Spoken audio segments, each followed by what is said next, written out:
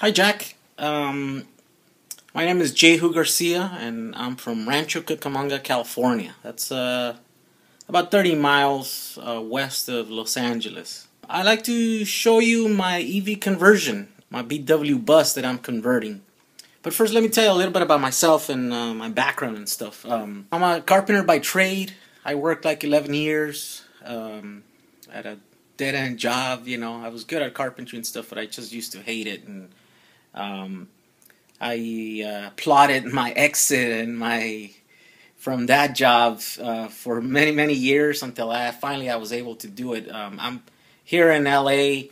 Everybody grows up wanting to be in the movie industry, and I was no different. I was really interested in film and filmmaking and all that stuff. So at that time, the only thing that was available for us was video camera. So I used to always carry my video camera everywhere. So I ended up going into business doing that. I'd figure out how to make this little device and video cameras that would allow you to make your video look more like film. It was essentially like a telescene little machine in front of your video camera, and you would use 35mm lenses. Anyways, I started working here at my home. It was a home business for the first year. We grew. I was there at the right time with the right product, and we grew. I hired a bunch of people to help me, and eventually, we had like 10 people in our company and stuff. Eventually, we outgrew my home here, and we ended up getting a office and warehouse location, close to by my house. So that's what I'm doing. I own my own business, and that's what I've been doing for the past 2.5 years. I gave away my car when I started doing this business here at home because I was really tired of driving. This job, being the carpenter, it's the darnest thing. It's like in 11 years, I'd never had a job that was close by here, in the same town. I always had to go, 100 miles away or something. Or it wasn't rare that I'd do a 100-mile round trip a day to go to that job. So it was really, it was real exhausting, and my soul was dying because all that time is being wasted here in LA. We have like the worst traffic in the country and stuff. So I was sick and tired of driving, so I gave my car up. I got rid of my work truck, and for 4.5 years I haven't owned a vehicle.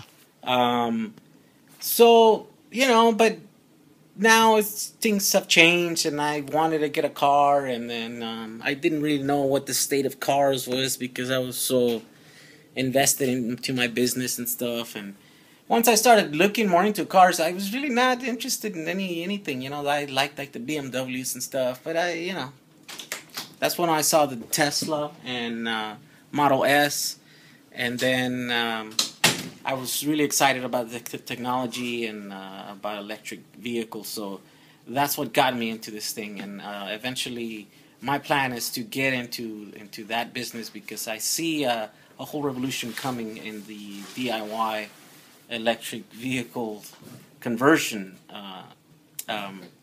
business because the OEMs are just not going to do it. So that's a little bit of my background. Let me show you my car now.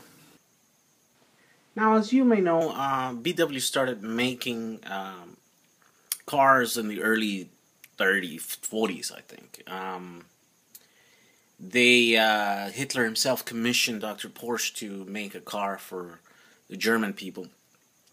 Now, unfortunately for the German people, the war got in the way, and they didn't get to drive the VW in the early days, as most of the metals and most of the resources were diverted towards the war effort. So, I think by 1943, there was only like 600 Beetles that were made. So, those are really rare, and they're in museums now. But fortunately for us, the English army commissioned someone to start manufacturing the bugs back again after the war in 1949 or 1945 or something. And they did pick up production, and by 1955, they were making their 1 millionth Beetle. They had in those early days they had one rule, and to keep it simple, and so they only had one body type, and they didn't make a lot of changes throughout those years. It's like all the parts are mostly interchangeable and stuff. Now, of course, our rules are made to be broken, so they did break their own rule in 1950 because they introduced the VW Transporter. And there's a lot of variants of those. There's like the commercial ones, and then there's the combis, and then there's the passenger ones. And those are really rare. Let's look at, I chose a 57 production. So, if we look at the 1957 production, there was a total of, just under 92,000 transporters produced that year, in 1957. And by 1957, they had moved production to a Hanover plant. They were no longer made in Wolfsburg.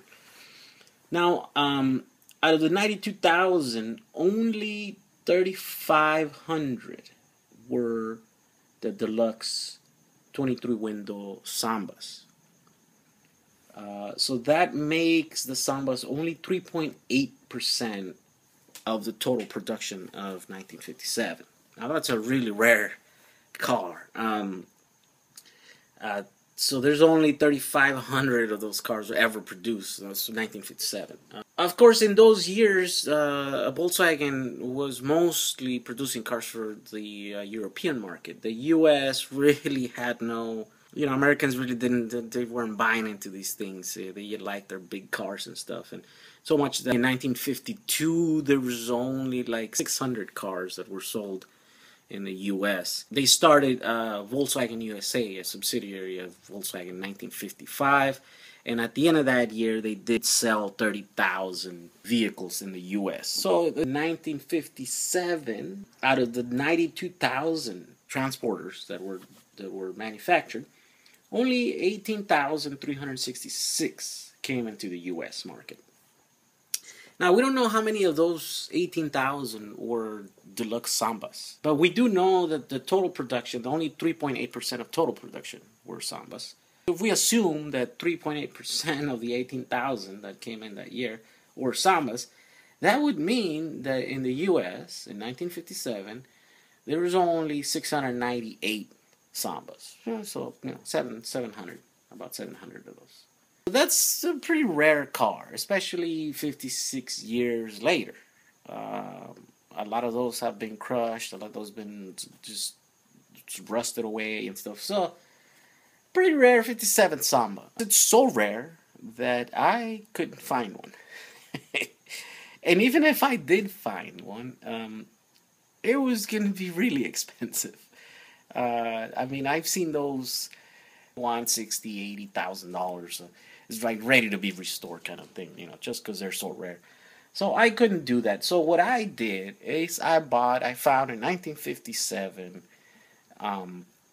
panel, a commercial vehicle, which were the most widely available vehicle of any year. And I made that bus, the panel, I decided to convert it into my dream 1957 Samba. And by my dream bus, I mean, in those days, Volkswagen was really eager to please. They would pretty much do the car and let you pick any combination of options with your car. Like, for example, if you wanted to paint it your own color and not a Volkswagen color, then they would deliver the car to you in primer, for example. They would put a swivel seat, in your delivery van. So they were really accommodating the options. So there are some options which are very popular. Some of those are double doors, for example, double cargo doors, and that's modern minivans have that. It's almost like standard. Well, in those days, they only came on one side. My 1957 panel that I bought was a double door. Another option was a walkthrough, and by walkthrough it means that the front seat is not a bench seat. it's two little bucket seats, and it has a cut in the center of them so that you can walk from the front of your bus to the back area. So that's another option that makes cars valuable. So that's what my Samba is, a 1957 double-door walkthrough Samba, which is pretty rare. I actually don't know of any factory original Samba made that way, but it could be out there. You know, like I said, the VW, Volkswagen would let you to choose all those options, and they would build it. So it might be out there. It is completely possible that it is out there and it has been found. But that's what I did, and I like to show you the process. It was a lot of work. I've been working on this thing for 7 months, and you know, 6.5 of those months it's really doing all the metal work. And then, you know, in the last 2 weeks I said, oh, okay, let me throw the electric motor and the batteries and all this other stuff. I'm still not done. It's in the process of finish, but I'd like to show you that.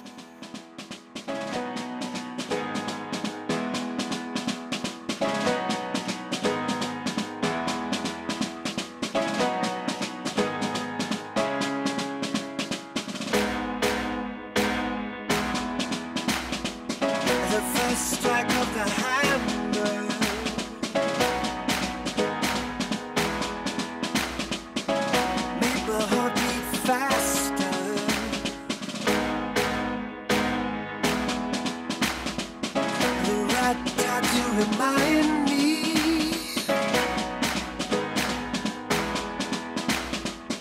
that there was something behind me. You can hear them. You can hear them banging on the tin, but my love won't be safe. We'll all be staring at the rain.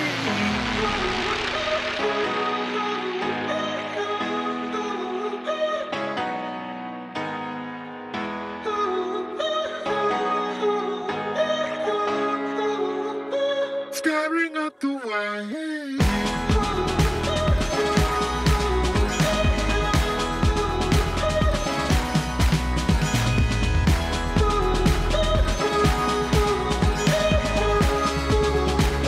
Staring at the way. They told me I wasn't anything.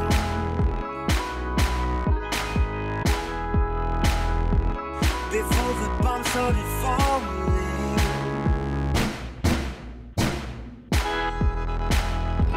I was a thief of the master.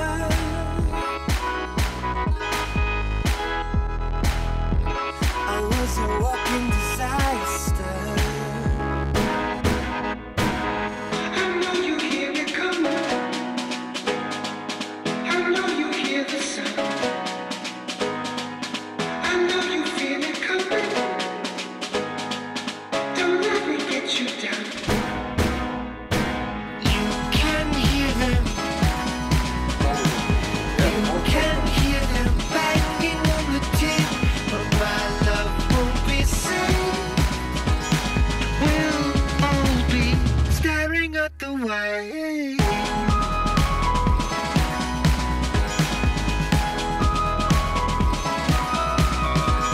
But my love won't be safe.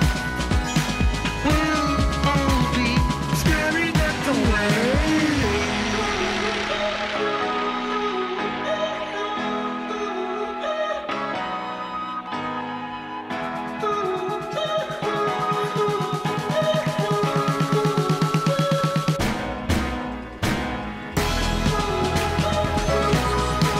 A little bit faster? Yeah, driving an electric vehicle feels like. Staring at the way.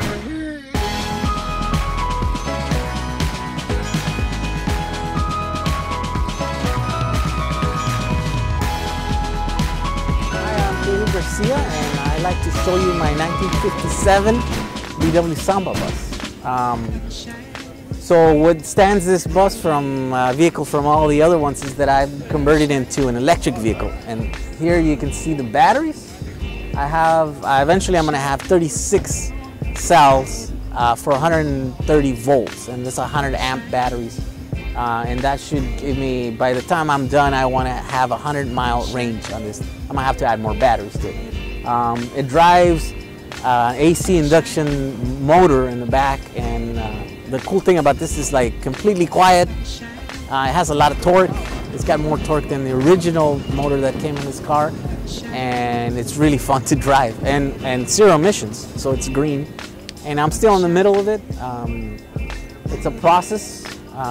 But I plan to have it done by the next Octa here, and it should be nice and finished and painted. And my plan is to give test drives to everybody that's interested in going electric. They're super simple. It's basically a motor and a controller and a pack of batteries, and that's all you have to put in there. And it's super easy to install. A charger, you charge your batteries. I should be able to charge my batteries in 2 hours, less than 2 hours, and go 100 miles. So that's what allowed me to have this car, basically. It was like, okay, it does everything that I want, and it looks like this. It's like, I think it's a perfect marriage of both techs, it's like classic car with new technology. So this is actually my first VW vehicle that I ever bought. My brother got into it like about 10 years ago. And I always wanted one, but it had a lot of problems. See, it's like they go slow, they're noisy, they leak oil all over the place. So I didn't really like them for that. I mean, I like the way they look, but I just driving it, I thought, no, I want to drive a vehicle that has like a modern vehicle, that has a modern vehicle experience.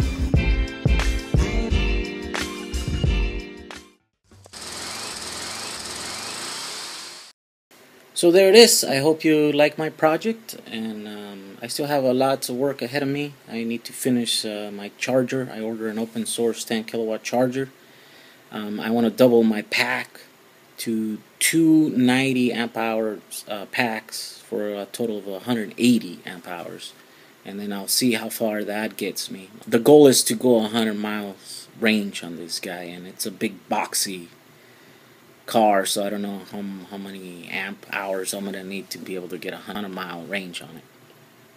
I hope to make it to EVCon this year. I'm making arrangements so that I can see if I can get my electric bus down there. Missouri sounds like a far place to go and take this car, but we'll figure it out. So I hope to see you at EVCon this year and all the attendees. Alright? Bye.